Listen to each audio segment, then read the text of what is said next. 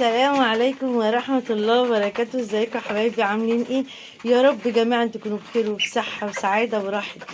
قبل ما نقول الفيديو النهارده نصلي على حبيبنا المصطفى. اللهم صل وسلم وبارك على سيدنا محمد وعلى آله وصحبه وسلم.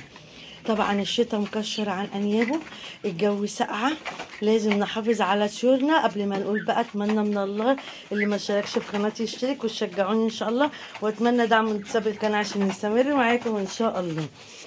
لازم تدفي طيورك يا حبيبتي من الشتاء.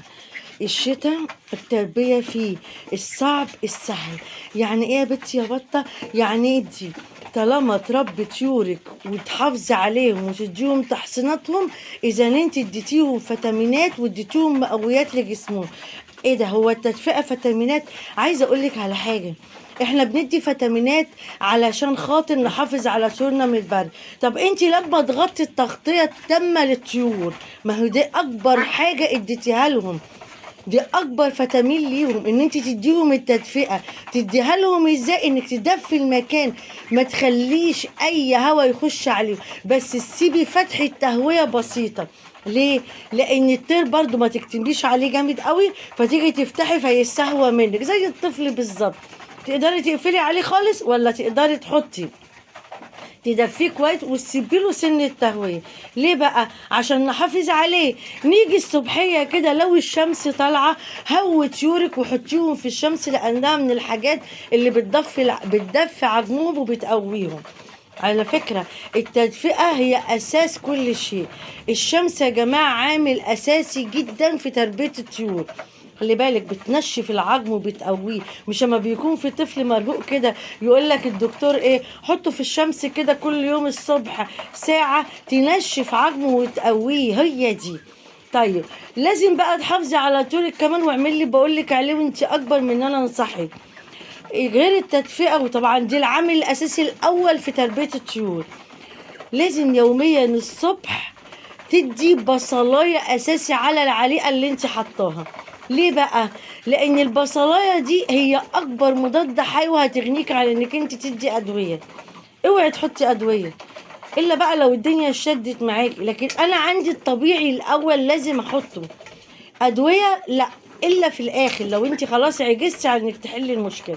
لكن هي الوقايه خير من العلاج. لو انت اديتي البصلايه كل يوم الصبح على العليقه، تبقى انت افدتيهم واديتيهم مضاد حيوي مباشر وغير مباشر. يعني مباشر انت عايزه تديهم حاجه تقيهم من الامراض، غير مباشر ان دي مش ادويه، دي حاجه طبيعيه ربانيه.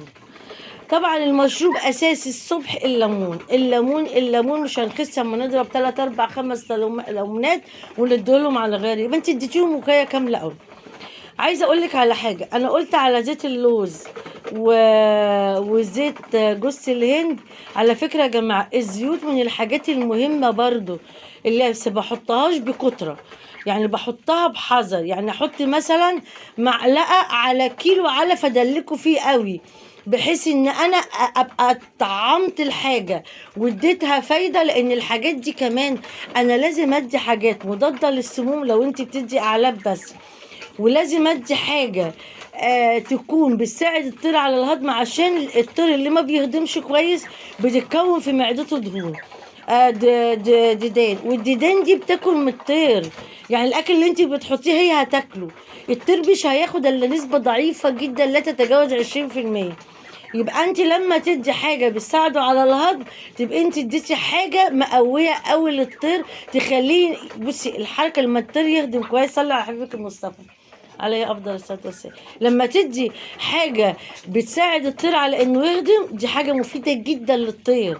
ليه؟ لان الاكل اللي انت هتحطيه هو هيستفيد منه كله. يبقى انا كده افدته.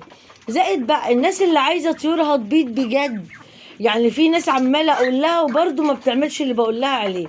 الطير علشان يبيض يا جماعه اوعي تدي حاجه بصارة كده. يعني الناس بتنقع العيش تقول لك اصل عندي عيش، يا ستي ماشي عندك عيش، العيش اللي عندك ده، العيش اللي عندك دوت نشفيه وطحنيه او حطيه قدام الطير، ما يكونش بصارة كده. يعني قطميه بسرعة، هما بياكلوه مقطم على فكرة.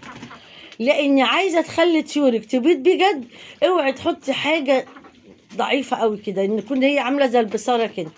زائد ان انت لازم تدي القمح. يا جماعه القمح هوريكم تاني تنبيته.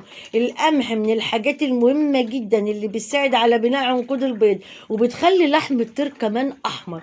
وزائد حاجه تاني، ما بتحتاجيش تدي حاجه مضاده للسموم. يعني لما حطيتيش حاجه مضاده للسموم مفيش اي قلق، لان الطير برضه هيبقى كويس.